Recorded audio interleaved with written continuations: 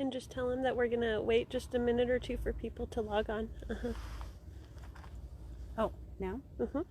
Okay, we're going to just wait for a couple minutes for people to log on. But we are at Seaview Cranberries with Scott McKenzie.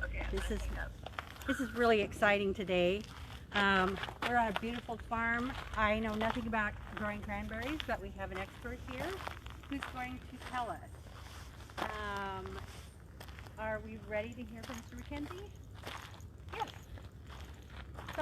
So anyway, Scott, the cranberry industry is critical to the economy on the coast, and we're here to learn as much as we can, not only about what you do, but the economic impact to our area. So tell us, Scott, what are we going to learn about cranberry harvesting today? Well, you'll see a bog being harvested. The berries are floating in the water, so we'll see what it takes to get the berries out of the water into the truck and to a processing plant that's just down the road. This is very exciting. Okay, so should we get in the truck and go, or? Yeah, let's do that. Okay, let's go. Make sure you talk into the speaker. Right here.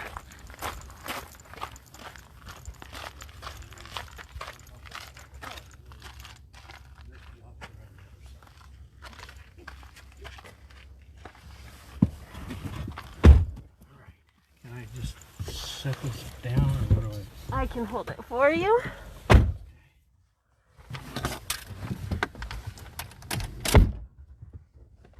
Do you want to ask a question? Yeah. How long have you been doing this, Scott? My family started, I helped my dad start the first bogs in the mid-1960s. 64, 65, somewhere in there. My sons and daughter and I developed this bog, this farm, beginning in 1996. So you started in 1996. Did you know everything about growing cranberries before you started this bog? No, I'm still learning. We've got a record crop this year on this farm. What makes a record crop? Well, I don't know. We do a good job of managing it, but Mother Nature is different every year, so we have to react to that. And I guess we were blessed with just perfect conditions here this year, growing conditions. Well, let me think back. What were the perfect conditions this year? Was it lack of rain? It could have been. We get a graph from the county extension agent every week that tells us the annual rainfall, compares it to the last 5 years. We get the growing degree days that we have for the year, and it compares it to the last 5 years, gives us an average, and the cumulative solar radiation, and does the same thing. And all of those were below average for the year. Wow. But it certainly didn't affect our crop in a negative way. Well, it sounds like there's a lot of science that you have to pay attention to. There is. You have to. So do you think a high school student might need to pay attention to a science class when they're in high school? I think a high school, definitely a high school kid should think about going to college and getting a degree in biology or ag sciences, ag economics, marketing, economics 101, all of those things that's a lot of classes. That's what I did. I went to Oregon State, graduated in animal science. Oh, go Beavers. With a minor in business, because farming is business. Okay, we're moving out, and everything I worked out. Take my mask off while we're outside. Yeah, good idea. So Scott, Scott, can you tell us what's happening over here and what these gentlemen are doing? Sure, they're setting up to take the berries off the bog. And the fella out there in the sunglasses is setting up a funnel, and these berries will be drug over a funnel and be sucked out of the water, and they'll end up coming out of that stainless steel device on top, and that separates the berries from the water and the trash. And so they're setting it up to begin pulling the berries out of the water. Okay, so there's going to be something underneath that? That truck will be underneath that. Right up there? Yeah, okay. The berries will fall into the truck. Awesome. That looks really cool. And the trash will go in this little trailer, and the water will go back into the bog. How do you get water in the bog? I've got pump house down that way. Pumps out of a couple reservoirs that I have, and you can see where the pipe comes into the bog over here. I just can't imagine in 1996 starting this. I'm trying to figure it out. It was a project. It's amazing. It was a good project. We started out with, if you can see the timber and brush over here, that's what this was when we started. And we turned it into a farm. And it was a family project. My daughter started running excavator when she was 12. Patrick, my son over setting up the funnel, ran our D7 cat when he was 15, I think. I'm not sure that was legal. I think I drove my hay truck when I was in 5th grade. There you go. So I think on a farm, for a family farm, they have different rules. But let's say I'm a high school student, I'm at Pacific High School or Bandon, and I'm like, gee, what would be the first thing I would do to get some experience working on a farm like this? We're always looking for help. If you're a ambitious high school student and want work in the summer or on vacations, we are always looking for people to help.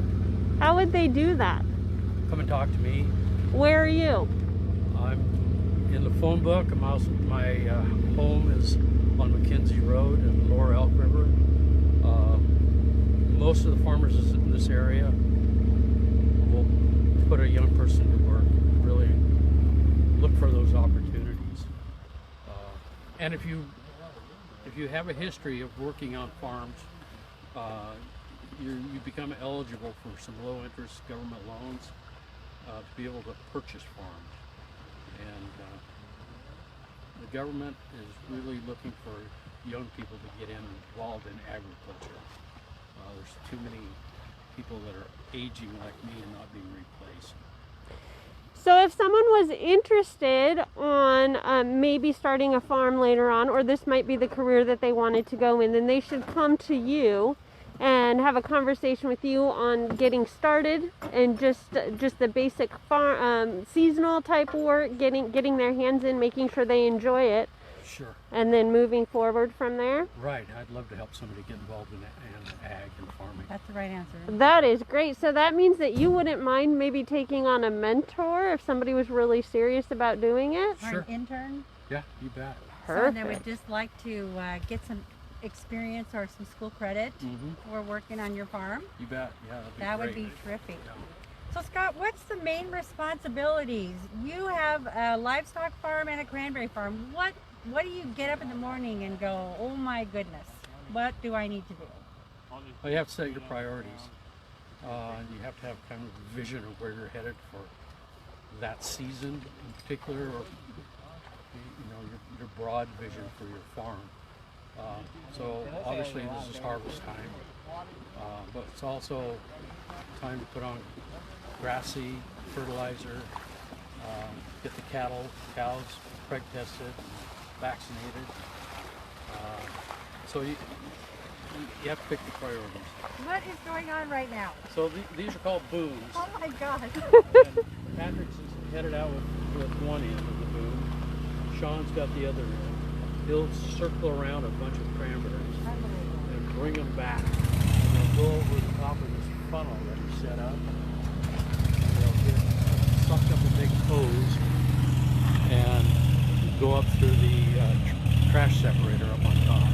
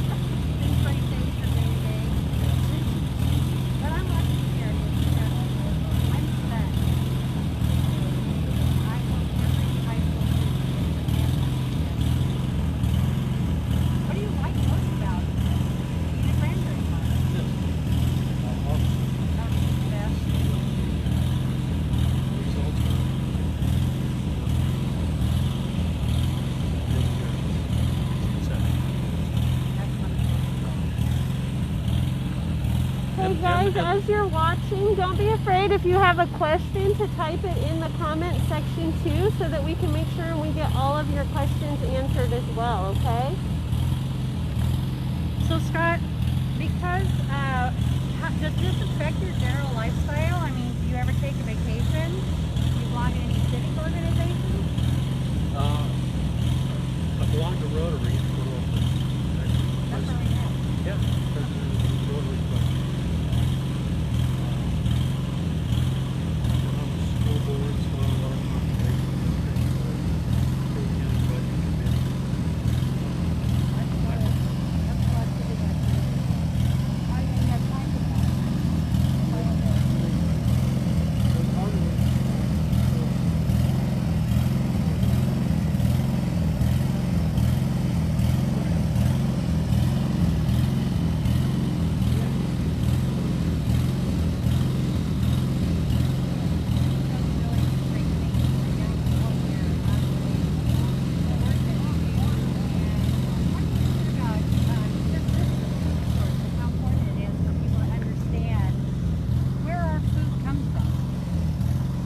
Cranberries are grown in Oregon and Coosa and Curry counties. That's amazing. Yeah, they are the leading ag income in those two counties. These berries will end up in Eastern Europe. They'll be exported. Most berries that I grow, I export. 2009, the cranberry market dropped from 80 cents or so a pound to in the low teens, and I started looking for markets outside of the normal channels, and it took me about 5 or 6 years, but I began exporting cranberries, and I sent them to New Zealand, Japan, South Korea, China, and last year I started sending them to Eastern Europe. So not only do you grow cranberries, harvest, but you have to market them. You have to find a place to sell them, right? You do, if you're going to survive. Yeah. And how did you figure that out? Just trial and error. The United States Department of Commerce puts on seminars to help people learn the exporting business, and I went to several of those. The U.S. or Oregon Department of Ag also helps with that. In fact, I was on a trade mission with the director of the Oregon Department of Ag 2 years ago. We went to Shanghai with some other Oregon agricultural producers, and Oregon Department of Ag is very helpful. Can we repeat and tell them where we're at again and what we're doing? We are at Seaview Cranberries with Scott McKenzie Where is that? in Sixes, Oregon. And this is so exciting what is going on here. I am so amazed. So how do you plant cranberries? Is it like with a tractor or? What's going on here? Oh my gosh, what's going on here? We're starting up on the equipment. There's water coming out of the on top now. And then berries rolling out.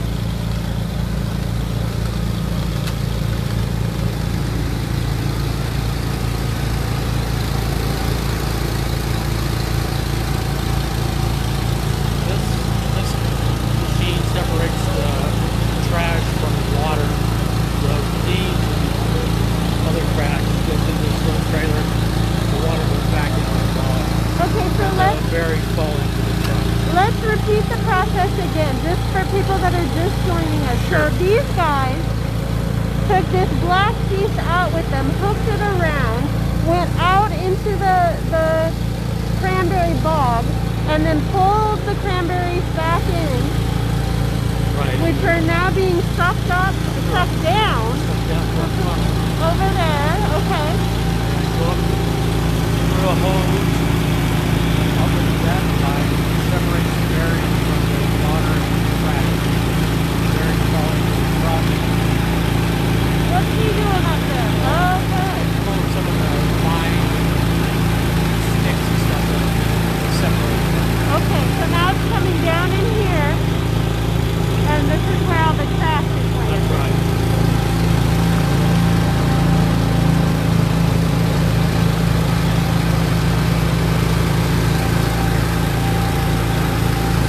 This is really cool, Scott. Is this the most exciting part for you? Like, what is the best part of the year for you? This is the best part. Absolutely the best part. You know, the rest of the year you're just managing the farm, but you're just kind of watching plants grow. So do you This get time of out year- there and do that? I used to do that. I run the machine that knocks the berries off the vines. That's my job now. Okay. So that looks like it's pretty hard work. So It if is hard somebody's going to come and work for you, they better be ready to get in the bog and help out with this kind of stuff, huh? People like to. It's photogenic. Yeah, absolutely.